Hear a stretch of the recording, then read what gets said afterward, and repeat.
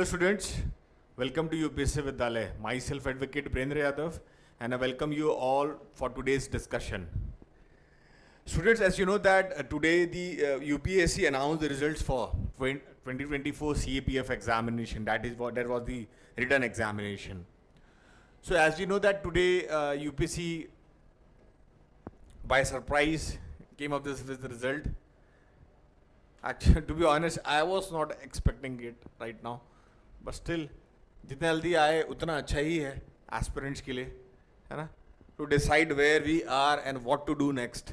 तो स्टूडेंट्स, आज का जो हमारा पूरा जो लेक्चर है वो इसी बात पे रहेगा कि what next for those who have cleared, for them क्या करना चाहिए यहाँ से आगे, एंड जिन लोगों का नहीं भी हुआ है उन लोगों के लिए भी क्या करना चाहिए यहाँ से आगे, अगर आप 2025 के लिए बहुत सीरियस हैं. इस पर भी डिस्कस करेंगे. And also those who will be appearing for their physical test and their interview letter on, उनको क्या करना चाहिए स्टूडेंट्स. तो आज इसी बारे में मैंने सोचा, क्यों ना, रिजल्ट भी आया है ना, खुशियों का भी पल होता है, थोड़ा दुख भी होता है जिन लोगों का नहीं होता है. तो मैंने सोचा कि क्यों ना ऐसे मेंटर, ऐसे टीचर मैं आऊँ आप लोगों के साथ, दो बातें इस पर भी मैं बोलूँ. तो इसलिए यहाँ स्टूडेंट मैं ज़्यादा टाइम नहीं लूँगा आपका, बहुत ही ब्रीफली मैं कवर करूँगा सारी चीज़ें. अगर जो रिज़ल्ट अभी आया है इसमें मैं आपको बेसिकली बता दूँ दो तीन लोगों को प्रॉब्लम भी हो रहा है, मुझे टेक्स्ट भी आए. तो शुरुआत करने से पहले स्टूडेंट मैं आपको ब्रीफली एक बार ओवरव्यू दे दूँ रिज़ल्ट का. स्टूडेंट, रिज़ल्ट आ चुका है, अपने नंबर, आपके रजिस्ट्रेशन मार्क्स हैं, आपका रोल नंबर है, जाइए और चेक कीजिए, है ना. तो अगर आपका हुआ है या आपको रोल नंबर नहीं मिल रहा है, कोई प्रॉब्लम हो रहा है, तो नोटिफिकेशन में यूपीएससी का हेल्पलाइन नंबर है, उस पर आप कॉल करिए और आई एम श्योर आपको सोल्यूशन मिल जाएगा. अगर आप दिल्ली बेस्ड ही हैं तो यूपीएससी की बिल्डिंग जाकर वहाँ इंक्वायरी सेंटर में आप रजिस्ट्रेशन नंबर बताइए, आपको रोल नंबर बता देंगे. तो वो भी एक ऑप्शन है आपके पास. दो तीन लोगों को मैसेज आए थे कि सर कैसे चेक करूँ, मेरा तो रोल नंबर नहीं मिल रहा है मुझे.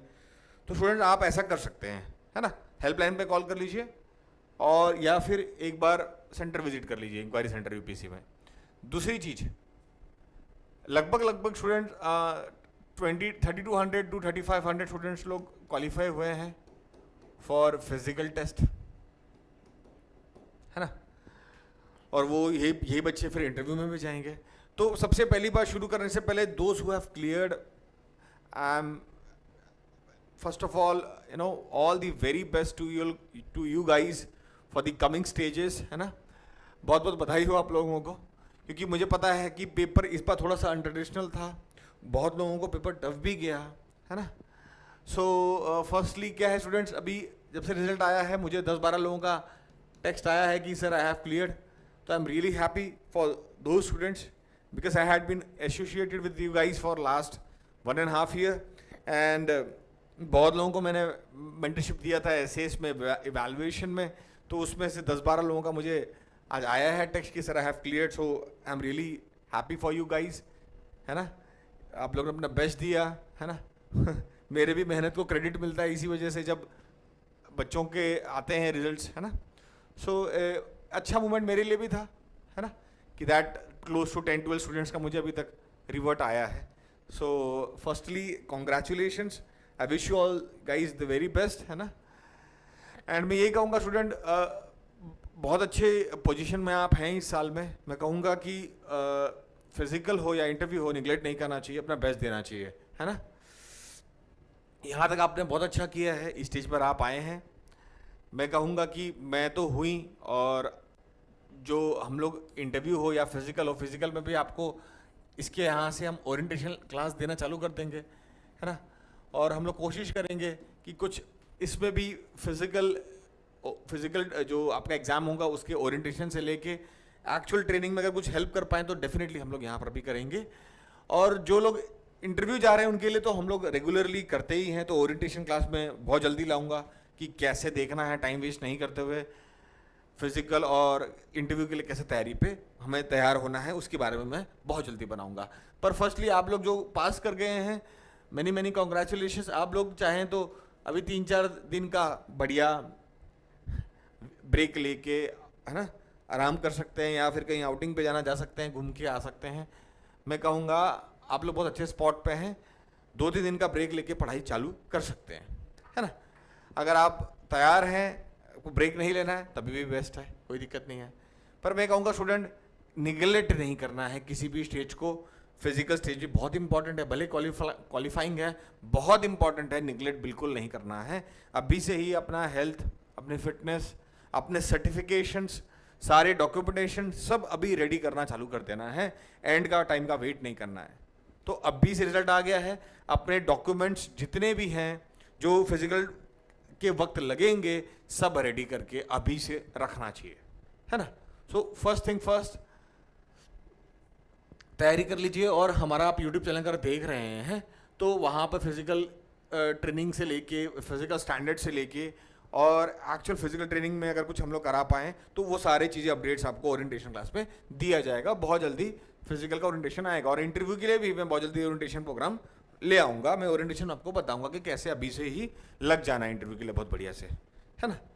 तो ये तो हुआ फॉर दो स्टूडेंट्स, 200 फ्लेयर। मेरे को लग रहा है कि और शायद बच्चों का आएगा रिवर्स इवनिंग तक, पर अभी तक जहाँ तक मुझे पता है कि I have got close to 10 to 12 you know students who have texted me that sir I have cleared, so I am really happy for you guys.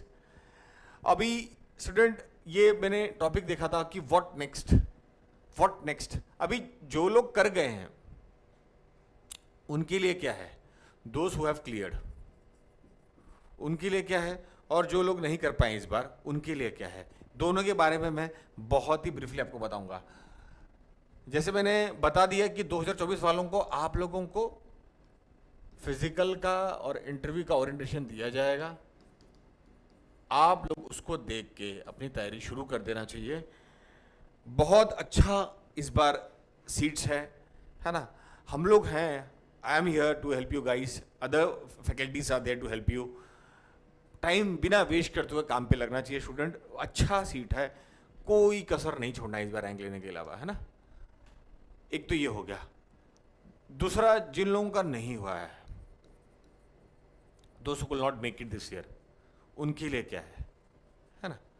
मेरे ख्याल में जो लोग क्लियर हैं उनके लिए यहाँ पे ठीक है, आपका ओरिएंटेशन आएगा, आप देखिएगा, वहाँ से आप मूव ऑन करिए। अभी यहाँ से आगे जिन लोगों का नहीं हुआ उनके लिए क्या है, उनके लिए क्या है, व्हाट नेक्स्ट 2025 के लिए, है ना। What next for those candidates who will not make it this year. देखिए स्टूडेंट, शुरू करने से पहले मैं आपको बता देता हूँ एक बात कि कैसा है। सबको पता है कि 2024 का सीट ज़्यादा थी, 2024 में सीट ज़्यादा थी, और पेपर का नेचर भी थोड़ा अनट्रेडिशनल आया इस बार। पेपर 1 का पेपर टफ आया। बहुत लोगों ने कहा CSE लेवल पे, CSE का जो पेपर आता है वैसा पेपर था इस बार, ठीक है, अनट्रेडिशनल नेचर का था, टफ पेपर था। पहली चीज़ तो ये है ना। अब क्या है, बहुत लोगों ने काफ़ी मेहनत की है। मैंने तो 10-12 बच्चों का गिराया, पर मेरे को पता है काफ़ी बच्चे और थे जिनका मैं एक्सपेक्ट कर रहा था कि उनका भी टेक्स्ट आएगा, और मैं एक्सपेक्ट कर रहा था काफ़ी। और जो बच्चों को मैं जानता हूँ जो सच में बहुत मेहनत करते हैं, उनका मेहनत भी मुझे दिखाई देता है, और मैं उम्मीद करता कि एक बार उनका भी मुझे कॉल आएगा। तो मैं उन लोगों को, आप लोगों से ये कहना चाहूँगा कि देखिए पेपर टफ था, अनट्रेडिशनल था, तो क्या है स्टूडेंट, कहीं ना कहीं कुछ ना कुछ तो कमी रही होगी। या तो आपने तैयारी में कमी होगी, प्रिपरेशन में कमी हो सकती है, आपके स्ट्रैटेजी में कमी हो सकती है ना। प्रिपरेशन में कमी हो सकती है, तैयारी आपने उतने अच्छे से नहीं की, स्ट्रैटेजी सही बिल्ड नहीं किया, और या फिर एग्जाम में जाके जो एग्जीक्यूशन था वो सही नहीं कर पाया, है ना। इसको देखिए, स्ट्रैटेजी में आप प्लानिंग को भी डाल दो, प्लानिंग, ठीक है। एक होता है प्रिपरेशन कि आप पढ़ रहे हो, सिलेबस पता है, बाकी चीजें देखिए। एक तो क्या होता है, स्ट्रैटेजी होता है। स्ट्रैटेजी आपने ये, इसको प्रायोरिटी फर्स्ट इसको रखते हैं, दूसरे पे प्रिपरेशन रखते हैं, थर्ड पे एग्जीक्यूशन रखते हैं। स्ट्रैटेजी क्या है, पूरे साल में क्या क्या मैं करूंगा, 1 ईयर मैं क्या क्या करूंगा, कहाँ से पेपर 1 तैयार करूंगा, कहाँ से पेपर 2 तैयार करूंगा, और कहाँ से इंटरव्यू के लिए प्रिपेयर करना चालू करूँगा और क्या अप्रोच रहेगा मेरा। ये होता है आपका स्ट्रैटेजी या फिर प्लानिंग। ठीक है, पूरे साल में मैं किस महीने में क्या करूँगा, कब मैं हिस्ट्री पढ़ूंगा, कब मैं ज्योग्राफी पढ़ूंगा, कितने महीने में कौन सी बुक किताब खत्म करूंगा, और क्या क्या प्लान आप करोगे, ये सब आता है स्ट्रैटेजी में, प्लानिंग में। ठीक है। दूसरा होता है वर्किंग, उसके उस स्ट्रैटेजी पे वर्क करना जिसको हम कहते हैं प्रिपरेशन, है ना। अब मुझे पता चल गया है तो डेली बेसिस पे लगाना और वीकली या 3 दिन 4 दिन, एक मंथली या वीकली या 2 हफ्ते में वो आउटपुट निकालना जो हमने स्ट्रैटेजी में बिठाया था, वो होता है प्रिपरेशन। और लास्ट होता है स्टूडेंट एग्जीक्यूशन। एग्जाम के दिन जाके बिना डरे उन चीजों को पेपर पे उतार के आना, है ना। तो वो होता है एग्जीक्यूशन। स्टूडेंट अगर तीनों में भी कहीं कमी रह गई तब भी रिजल्ट में प्रॉब्लम आएगा। देखिए, या तो स्ट्रेटेजी ही सही नहीं बिठाई, आप तैयारी करके गए 2023 के लिए, पेपर का पैटर्न ही चेंज हो गया, आप जो पढ़ के गए वैसा तो सवाल पूछा नहीं, है ना, और जो आप पढ़ के नहीं गए वहां उस लेवल के सवाल पूछ लिया, तो स्ट्रैटेजी प्लानिंग में ही गलती है। अब आते हैं प्रिपरेशन पे। अब स्ट्रैटेजी तो बना ली पर वर्क नहीं कर पाए, प्रिपेयर उतना अच्छा कर नहीं पाए, रिवीजन नहीं कर पाए, प्रैक्टिस नहीं कर पाए, माइंड मैपिंग नहीं कर पाए, हर इवेंचुअलिटी को सोच नहीं पाए कि ऐसा भी हो सकता है, ये भी हो जाएगा, ये भी हो सकता है। तो माइंड मैपिंग भी नहीं किया और जो प्रॉपर एक्शन नहीं ले पाए अपने स्ट्रैटेजी के ऊपर, तो ये भी एक प्रॉब्लम हो सकता है यहाँ पे। और क्या है, ये दोनों स्ट्रैटेजी भी बिठाई, प्रिपरेशन भी किया, पर एग्जाम में गए, एग्जाम के दिन पेपर देख के डर गए, या हाथ नहीं चला, या दिमाग उस दिन नहीं चला, या किसी से बहस हो गई, झगड़ा हो गया। कभी कभी जो रूम में जो एग्जामिनर जो रहते हैं, इन्विजिलेटर्स रहते हैं, उनसे भी बहस झगड़ा कर लेते हैं लोग, तो वो भी दिन खराब हो जाता है।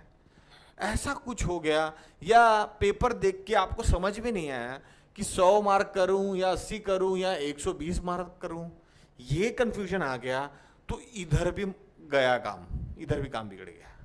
तो क्या है स्टूडेंट, इसलिए मैं हमेशा कहता हूं स्ट्रैटेजी, प्रिपरेशन, एग्जीक्यूशन, जब तक आप पूरा सोचोगे नहीं, तरीके से करोगे नहीं, तो कहीं एक जगह गलती हुआ तो नंबर कटेगा, है ना। तो देखिए, इसलिए बोलता हूँ स्ट्रैटेजी प्लानिंग। इसके लिए स्टूडेंट में आपको पता ही है, स्ट्रैटेजी 2025 वालों के लिए, CAPF स्ट्रैटेजी 2025 वालों के लिए ऑलरेडी मैंने लेक्चर ले लिया है, आप उसको जाके देख सकते हैं। बुक्स क्या होगा प्रिपरेशन में, स्ट्रैटेजी के अंदर बुक्स क्या होंगे, PYQs कितना देखना है, पास्ट से जिसको पेपर करते हैं, रेफरेंस बुक कौन सी देखनी है, कब क्या पढ़ना है, ये सब चीजें मैंने स्ट्रैटेजी और प्लानिंग वाले पार्ट में डिस्कस कर लिया है। स्ट्रैटेजी CAPF 2025 का जाके आप वीडियो देखिए। प्रिपरेशन पे आते हैं। अब स्टूडेंट प्रिपरेशन करने के लिए स्ट्रैटेजी मैंने शेयर कर दिया है, बुक लिस्ट मैंने ग्रुप में शेयर कर दिया है, बुक लिस्ट की वीडियो मैंने बना ली है, जाकर काम करना चालू करिए। अगर प्रिपरेशन में आप मेरा या हमारे इंस्टीट्यूट का कैसे मदद ले सकते हैं, समझ के चलिए आप कोई सब्जेक्ट पढ़ना चाह रहे हैं, इकोनॉमी समझ में ही नहीं आ रहा है, या समझा भी रखा है, ऑनलाइन में किसी यूट्यूब ने पढ़ा रखा है, मगर वो उतना अच्छा एक्सप्लेनेशन नहीं है, या फिर CAPF एग्जाम के एंगल से नहीं है, तो आपके फायदे का भी नहीं है। तो आप जो भी सब्जेक्ट में कम हो रहा है, उसका जो मॉड्यूल हम लोग बना रहे हैं, उसको लेके अपना अंडरस्टैंडिंग डेवलप कर सकते हैं। हमारे जो मॉड्यूल्स हमने इसी एंगल से बनाया है कि ताकि CAPF में जो रिक्वायर्ड डेप्थ चाहिए एनालिसिस क्वेश्चन को समझने का, वो एड्रेस हमारे क्लास में हो पाए, तो आप उसका मदद लेके कर सकते हैं। टेस्ट सीरीज आप लगा सकते हैं।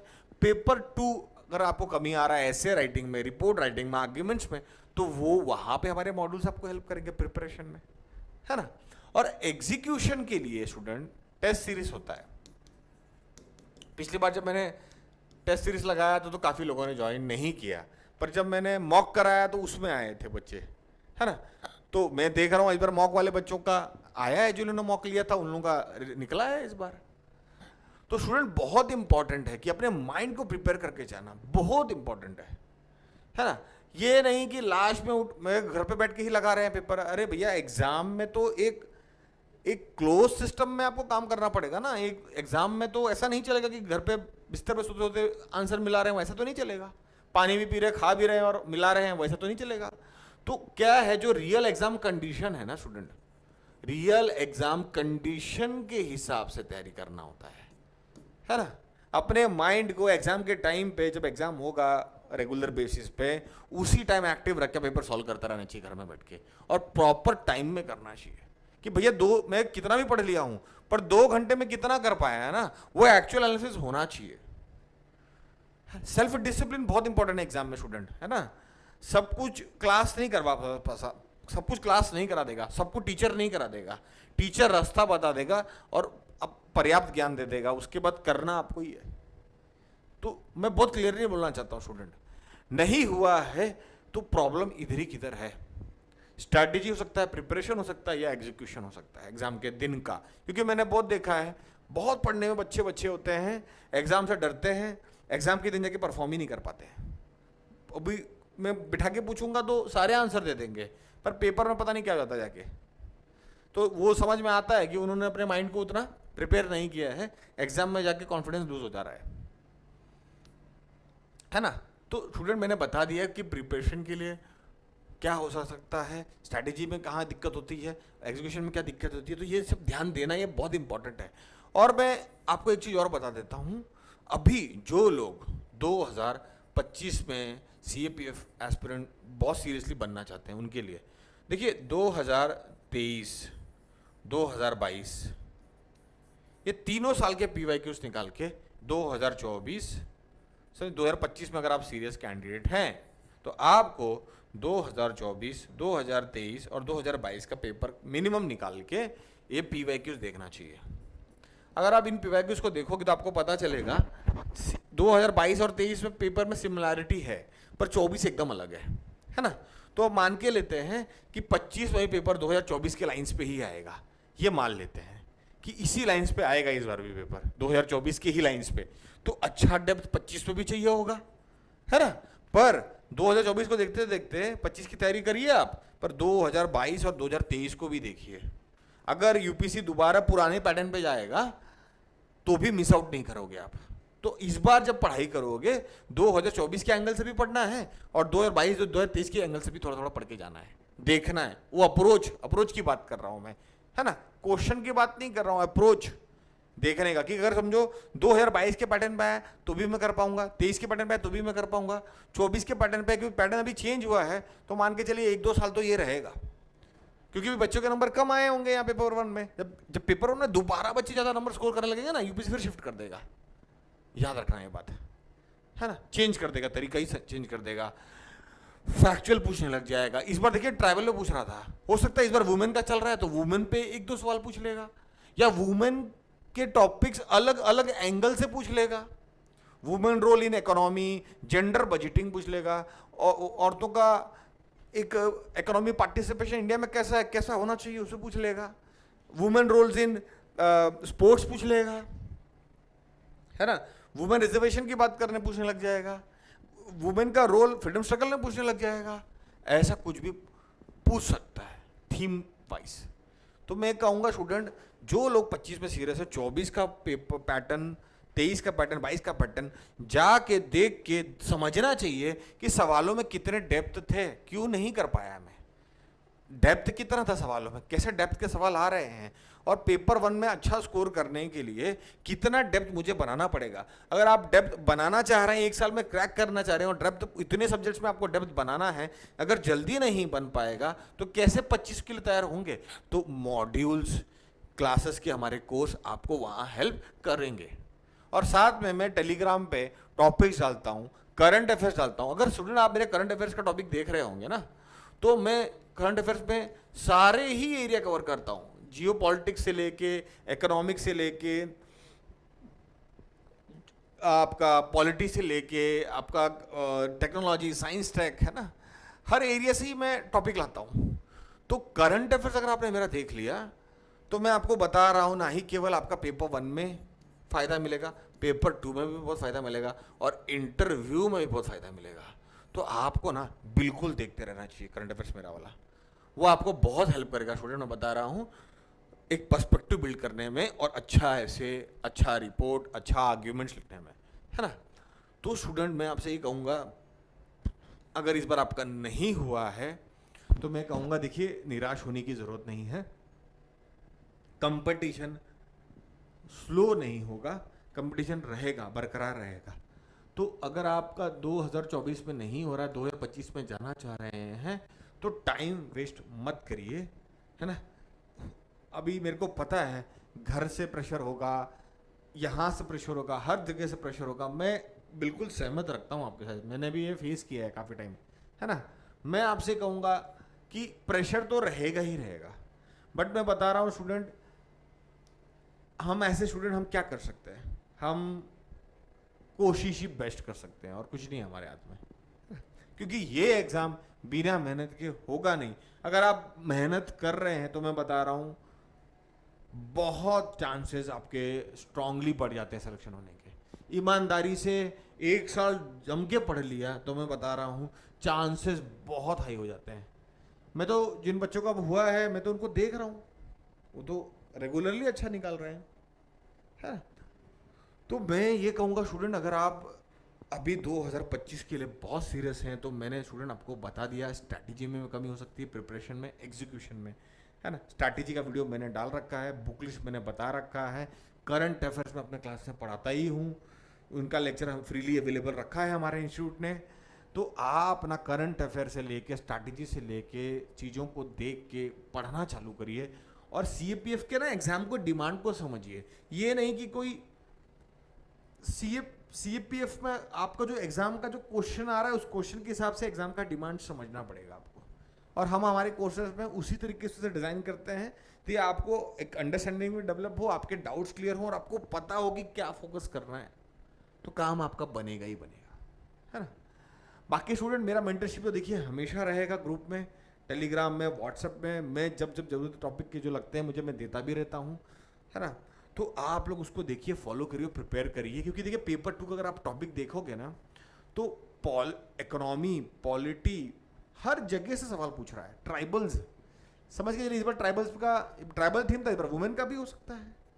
तो मैं कहूँगा ना स्टूडेंट, ये 3 जगह बहुत ध्यान से देखिए, एक तो स्ट्रैटेजी, प्रिपरेशन एंड एग्जीक्यूशन। ये तीनों चीज़ पर आप जब अच्छा करेंगे तो सिलेक्शन श्योर शॉट है। और जैसे मैंने बताया पैटर्न 2024 में चेंज हुआ है, तो 25 में मोस्ट लाइकली फॉलो वही होगा, है ना। पूछने का अप्रोच बदल सकता है, पर थीम जैसा पूछा गया था, इस बार ट्राइबल था, इस बार वुमेन हो सकता है, कुछ और भी हो सकता है, पर पूछेगा। और 22-23 के पैटर्न को भी देख के उस लेवल की डेप्थ को भी बना के बरकरार रख के जाना चाहिए। वो सब मैं एक एग्जाम्पल के तौर पर बता दूं, 23 में आप देखोगे तो डिफेंस एक्सरसाइज कहाँ हुआ, ये आर्म्स एम्युनिशन कहाँ से आ रहा है, ऐसा सवाल पूछता था। इस बार पेपर में नहीं पूछा है। तो 25 वालों को 24 में तो नहीं पूछा है वो डिफेंस वाला स्टफ, जो 10 सवाल आता था वो पूछा नहीं है, 7-8 ये एक्सरसाइज किसके साथ है, वो वेपन कहाँ से ले रहे हैं, वैसे सवाल नहीं पूछा है इस बार। तो क्या है, पर वो भी 25 वालों को पढ़ के जाना चाहिए, अगर एक आध पूछ लिया तो बताने आना चाहिए, है ना। और 24 का जो पैटर्न है वो तो देखना ही चाहिए, पर 22-23 का पैटर्न पीछे था उसको भी देख के जाना चाहिए, उसके लिए भी तैयारी करके जाना चाहिए। तो पूरा होलिस्टिकली तैयार करके जाओगे ना तो नंबर ज़्यादा ही लाओगे, हर कुछ भी पूछेगा तो वहाँ नंबर ज़्यादा ही लाओगे। और स्टूडेंट पूरा UPSC एग्जाम है, मैं आपको बताऊँ, सिर्फ एक चीज़ पर टिका हुआ है, एक ही चीज़ पर टिका हुआ है, एज क्रिएट करने पर। अब ये एज आप कहीं पे भी बना लो, अपने नॉलेज जो सबको पता है उससे 2-4 चीज़ें ज़्यादा ही पता होनी चाहिए, तब ही आपका एज बनेगा। चाहे वो प्रिपरेशन में स्टेज 1 हो, स्टेज 2 हो, स्टेज 3 हो, कोई भी स्टेज हो, एज बनाना है। क्योंकि ये कॉम्पिटिटिव एग्जाम में बिना एज के आप आगे जा ही नहीं पाओगे, आपसे कंपटीशन इतना ज़्यादा है। एज बनाना इस एग्जाम में सबसे इंपॉर्टेंट है। तो क्या करना चाहिए, आप पेपर 1 की तैयारी कर रहे हैं तो जो सबको पता है वो तो पता होना चाहिए, और 2-4 चीज़ ज़्यादा ही पता होना चाहिए, है ना।